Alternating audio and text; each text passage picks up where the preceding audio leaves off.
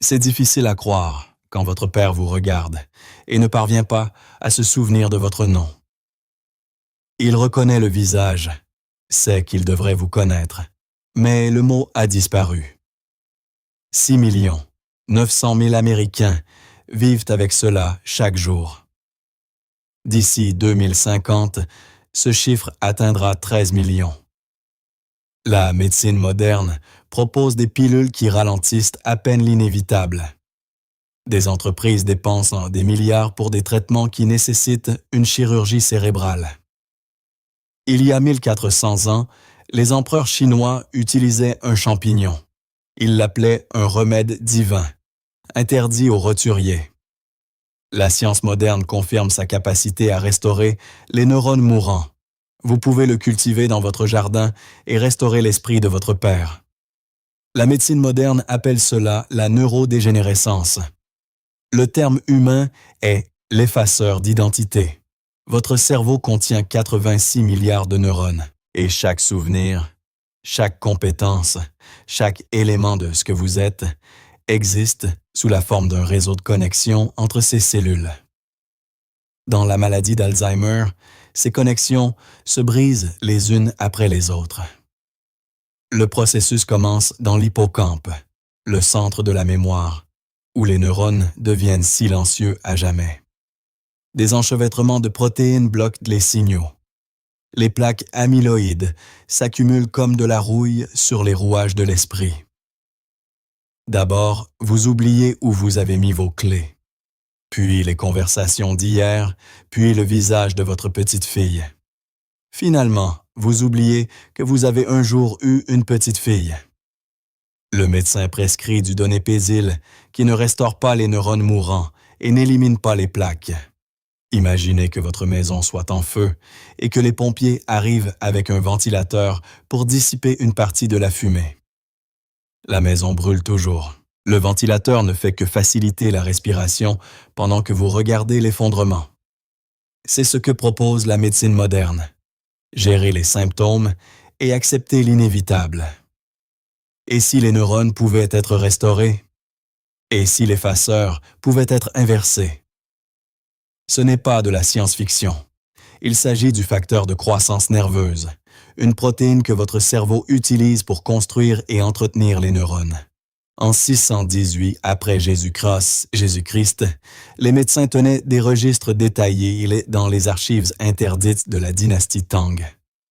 Le ginseng pour la vitalité, le reishi pour la longévité, et un champignon si puissant que sa possession par les roturiers était punie de mort. Ils l'appelaient Utu, le champignon à tête de singe.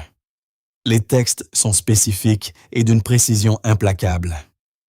Les fonctionnaires âgés souffrant de perte de mémoire étaient traités avec ce champignon particulier. Les savants, se préparant aux examens impériaux, l'utilisaient pour aiguiser leur clarté mentale et les résultats étaient consignés dans des traités médicaux. Pendant 13 siècles, ce ne fut pas un remède populaire, mais un protocole impérial. Dans les montagnes du Japon, les moines bouddhistes de la secte Yamabushi connaissaient ce secret sous un nom différent. Ils appelaient le champignon Yamabushi-take, d'après leur ordre, et le préparaient en infusion avant des méditations qui duraient des jours.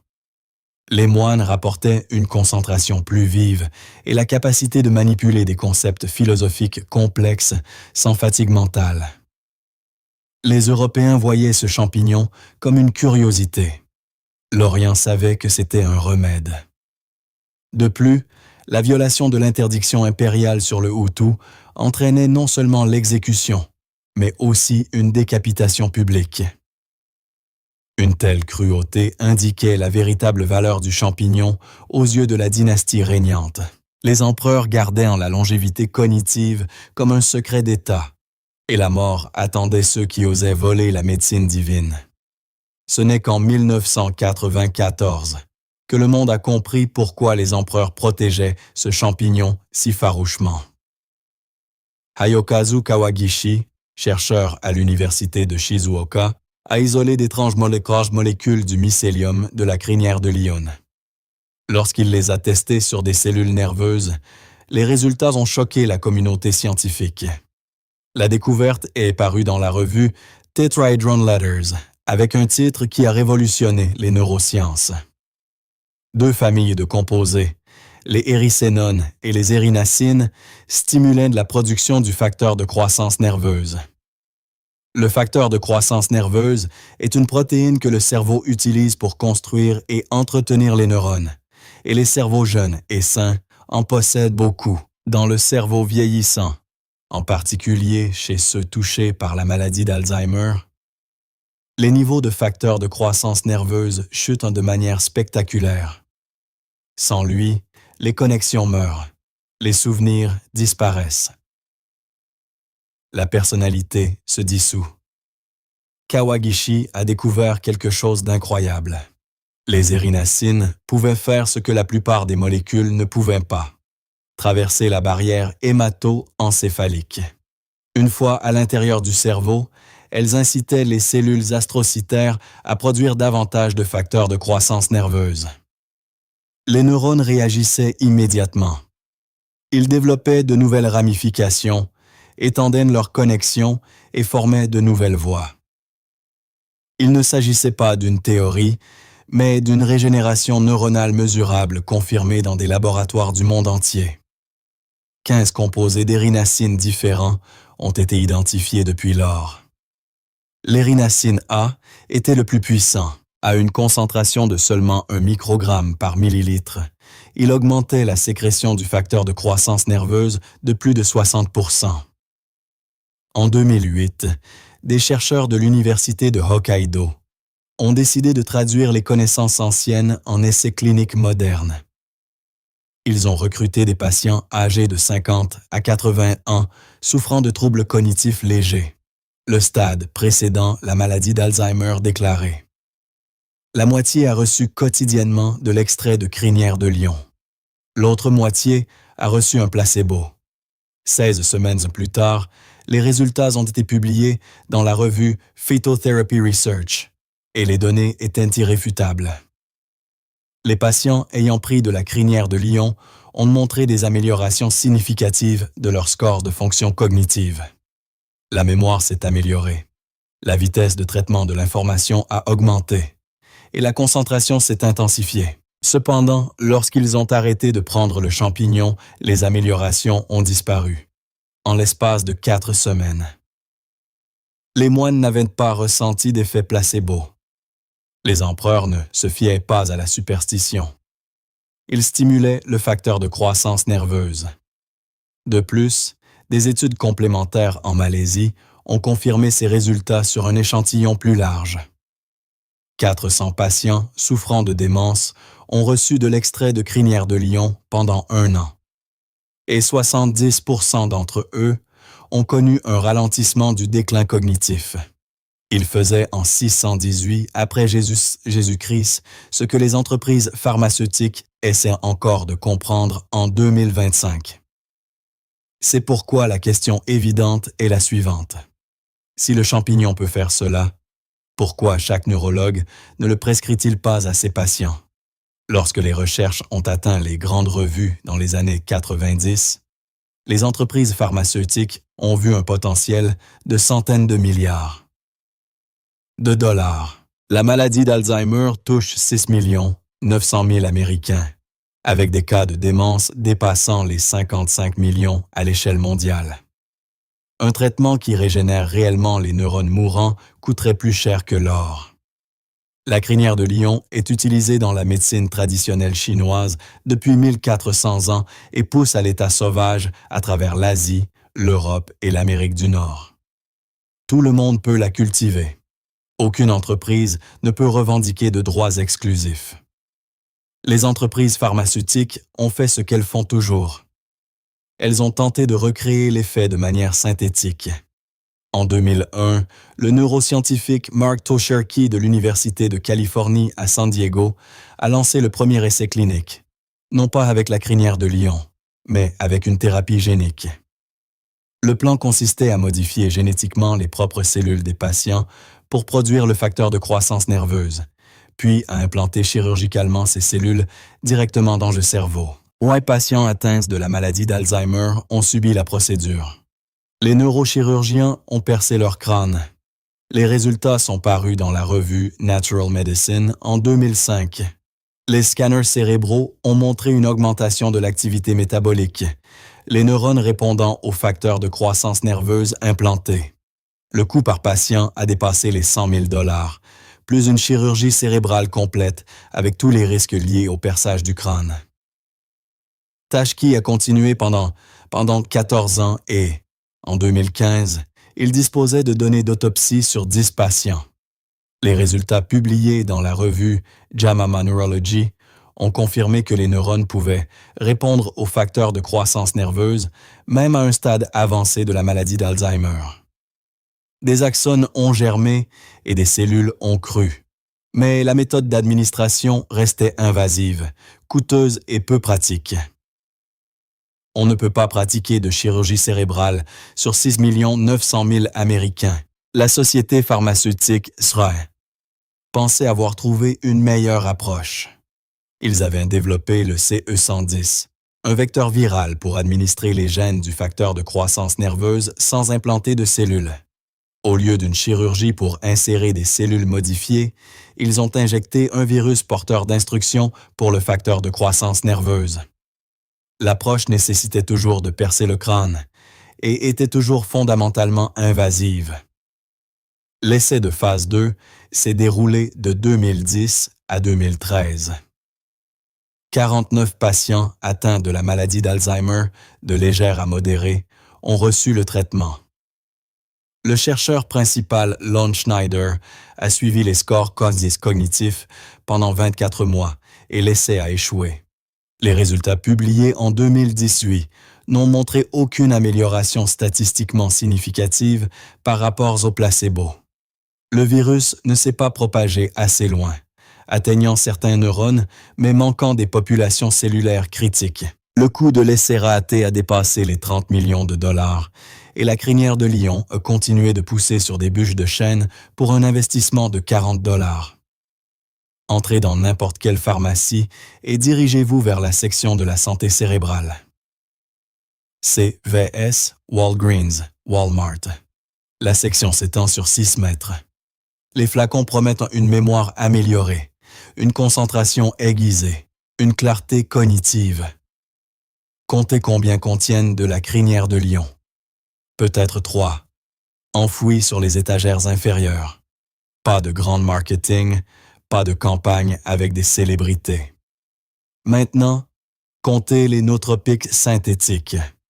Alpha Brain, Mind Lab Pro, Nootropics Depot, Prevagen, des dizaines de marques, des millions de dollars en publicité, un placement de choix en rayon. Ce n'est pas un accident, c'est de l'économie pure. Le marché mondial des nootropiques a atteint 4,6 milliards de dollars en 2024. La croissance devrait atteindre 9,4 milliards d'ici 2031. 82% de ce marché est composé de composés synthétiques.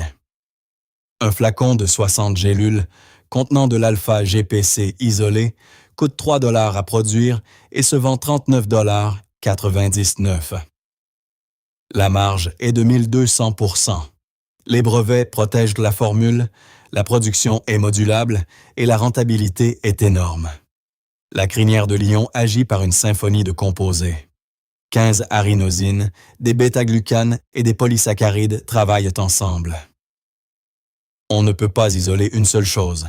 La breveture est facturée un prix élevé pour l'exclusivité. Le champignon doit être utilisé dans son ensemble, ce qui signifie qu'il n'y a pas d'exclusivité, de protection par brevet ou de tarification monopolistique. En 2023, les 5 principales marques de nootropiques ont dépensé 47 millions de dollars en marketing. Combien a été dépensé pour la recherche sur la crinière de lion? 0 $.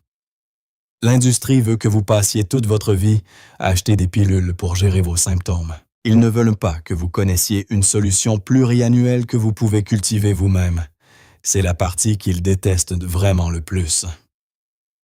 Une seule bûche de bois dur, chêne, érable, hêtre ou bouleau, correctement inoculé avec des spores de crinière de lion, produira des champignons pendant 5 à 7 ans. Une bûche donne 4,5 à 7 kg par an. La crinière de lion fraîche se vend 20 $ le kilogramme. Cela représente 200 $ de médicaments de régénération cérébrale chaque année à partir d'une seule bûche. Votre investissement total est de 30 $ pour les chevillers de sport, 10 $ pour la cire d'abeille et un jour de travail. L'industrie de la culture des champignons le sait depuis 1988, lorsque la Chine a signalé pour la première fois une culture artificielle réussie. Les fabricants japonais ont perfectionné l'inoculation des bûches dans les années 90. L'Université Cornell a publié des guides de culture détaillés dans les années 2000. L'information est disponible depuis 35 ans. Mais vous n'en avez jamais entendu parler parce que personne ne profite du fait d'enseigner aux gens comment cultiver la leur. Percez des trous en quinconce autour de la bûche. Insérez des chevilles de sport contenant du mycélium de crinière de lion et scellez avec de la cire d'abeille. Empilez les bûches à l'ombre où elles reçoivent les pluies naturelles, et des champignons porcini en cascade apparaîtront d'ici 6 mois à 2 ans. De longues épines fluides qui ont le goût de homard frais. Récoltées quand les aiguillons atteignent 1,5 cm de longueur. Les champignons fructifient 2 fois par an au printemps et en automne pendant 5 à 7 ans de suite. Comparez cela à l'achat de compléments. Un approvisionnement d'1 mois d'extrait de crinière de lion de qualité coûte 30 $ à 45 $. 12 mois coûte 360 $ à 540 $. 7 ans coûte 2520 à 3780 $ ou dépensez 40 $ une fois et cultivez la vôtre pendant 7 ans. C'est un modèle pluriannuel qui horrifie les entreprises basées sur l'abonnement. Investissement unique, rendement pluriannuel, pas de revenus récurrents. Les sociétés pharmaceutiques ne peuvent pas en tirer profit, et les fabricants de compléments non plus. C'est pourquoi ils vous vendent des pilules au lieu de connaissances.